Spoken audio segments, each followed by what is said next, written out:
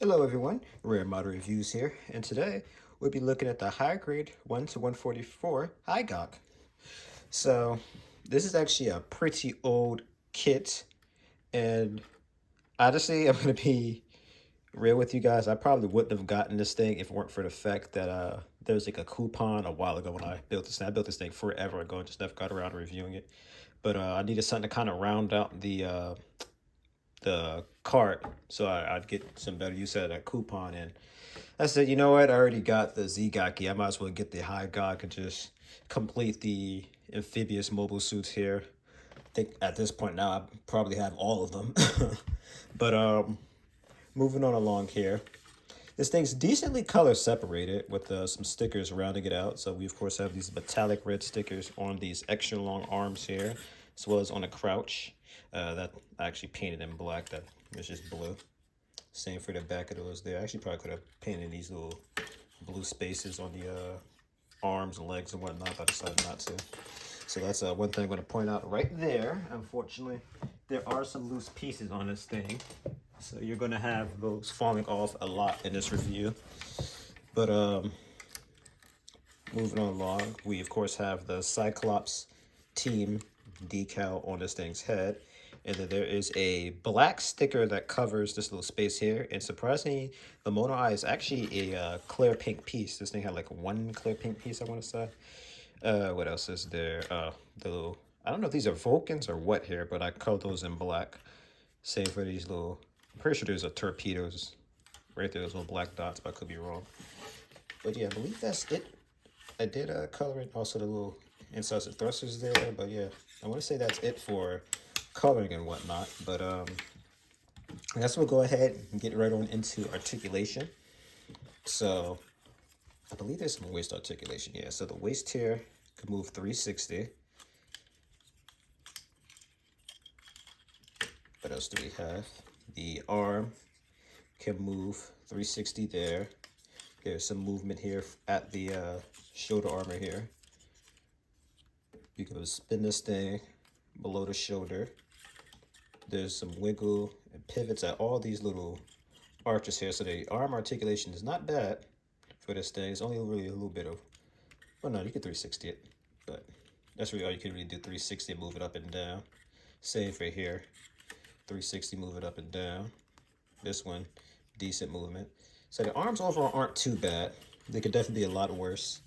The legs actually have free range of movement due to the fact that it's not really obstructed by too much here. It doesn't really have any front armor. You're not going to be getting much movement at the knee here, however. 360 there as well. And then the foot here, it doesn't really, or ankle I should say, it doesn't really move at the ankle. It does have a little bit of wiggle, but not much. The toes, however, can move in a decent amount of range. They are very loose though, so you're not going to really be able to get these things very flush or anything like that. But I believe that's really it for articulation. There's not much that moves on this thing. So now that that is out of the way, we're going to go ahead and get into accessories. Now, for accessories, we have a surprising amount here. First of all, we have these little torpedoes, I think these are. These will mount into the hands, so I'll be showing those off in a bit more detail later. We have two of these little tanks here. I'm not sure if these are explosives or not. I remember them shooting these off on the, at least I think they shot. Maybe they broke apart and the torpedo shut off. It's been a little bit since I've seen or in a pocket. I might have to rewatch it actually. But these will go over the hands, well, more or less. And then of course this is it separated. You have to kind of break it apart and put the hand and whatnot to get that going. And then we have the exact same backpack that you would see on the what was it, the Zigaki, and a little piece that came off, but I'll attach it all in a minute when we show this guy off. And accessories right now. So starting off with the easiest accessory, we'll have the little backpack here. So all you really do for this is just simply plug it into the little space here in the back, like so. So now I believe this helps it while it is deep sea diving. Next up, we have the torpedoes. So there are two of them, and they both simply just mount into this little hole here in the hand. Again, very simple. Nothing too crazy there.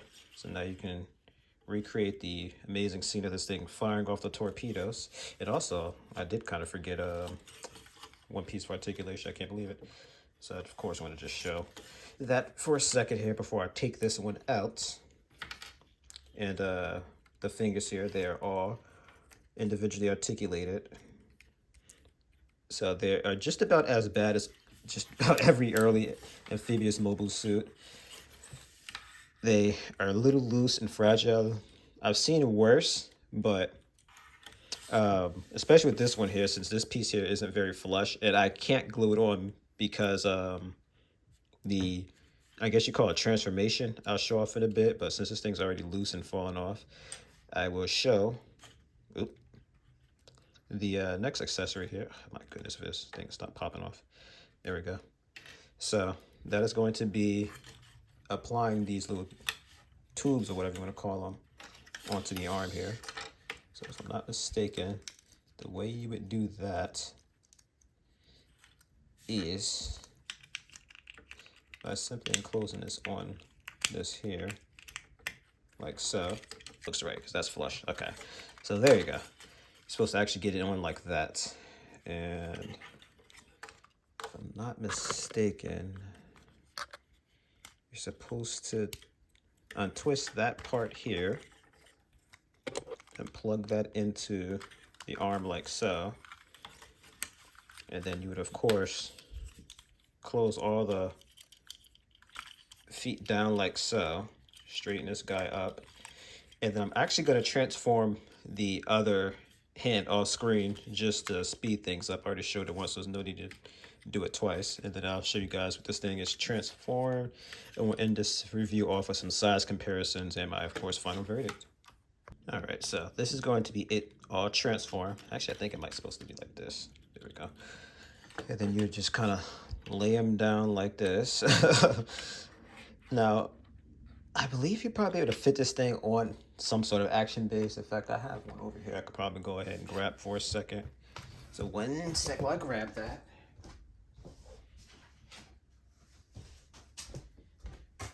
We'll see if this works. I'm probably be able to get one on an action base with the ones that you put into the crouch. I could try that if this doesn't work. I have no idea. Actually, I can't recall if I ever tried putting this thing on an action base. We'll give it a shot here. So yeah, for the most part, you get this thing just right. Yeah, you can get it on an action base and do some sort of diving type pulls or whatever for it. So decent enough. But now that I've covered all the accessories, we're going to do a quick size comparison. I'm not going to go too crazy. I'm just going to grab a couple of guys to compare it. So obviously, the first choice would be the Hygogg E from its fellow Cyclops members here.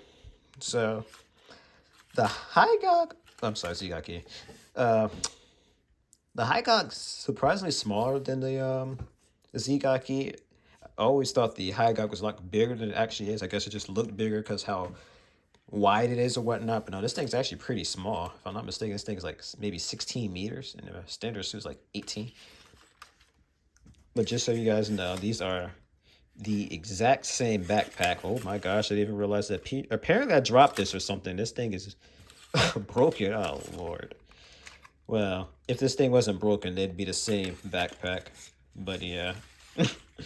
Anywho, me breaking something and not even knowing it aside, we finally have the good old Hygogg, which is more of a standard size suit, if not a little over. I think this one might be 19 meters, not 18, but I can get these things to stand up. There we go. So as you can see here, the Hygogg is quite a bit bigger than the Hygogg here, just for the heck of it. And yeah, it's only a little bit bigger than the Hygogg, but that is going to be it for the size comparisons. And I'm just gonna go cut straight to the chase here. I cannot recommend this thing, like not at all. If you're like a huge fan of the Hygogg E here, I couldn't even recommend this thing. I'm sorry. It's just it looks decent enough, you know. It's not a bad looking kit. It's just the fact this thing is super duper old. This thing probably came out around 2002. And although the the high grade line is pretty solid, it's only all right at best with a lot of the earlier kits. There were some that were better than others, and this is definitely not one of them. I don't know what it was, but all these amphibious mobile suits, they constructed them so strange, and they're just like so fragile and stuff. Like most of my high grades I own were earlier high grades. I can confirm most of them are just like in my shoebox if kids just grenade it. Like honestly, the only reason why I even keep those around is I kind of try to glue them here and there. Some of them they ended up decent enough for me gluing them. Most of them not so much, and I'm just literally keeping them around just so I could play around, paint them, experiment with different kinds of paints. Because right now I just really paint things with markers, and any advanced Gundam modder would tell you that no, you need to do better than Gundam markers. Those are only good for lining, really. But just again, this thing's super loose and floppy. And I can confirm to you guys, after I built it, I played around with it a little bit just for articulation and to test out the accessories. But like I put this thing on one pose. This has been in that same pose for literally months. And you want to know what pose it's been? This right here. I literally had it just flopping on his back like this on my shelf. And as you can see, this thing is super duper loose. You can see the toes moving, the legs are shaking. Just about the stiffest thing on this thing, surprisingly, are the arms. And even then, these would have slightly unloosened a lot. Like, again, this was basically just an impulse buy. Otherwise, I would have not gotten this. I knew just from getting this guy, which again, I didn't recommend, that this thing wasn't going to be the best. I kind of am hoping that eventually, when they run out of other kits to do, maybe they'll make master grades of these and they'll kind of redeem them, which would be nice because then I have a full Cyclops set. But otherwise, like again,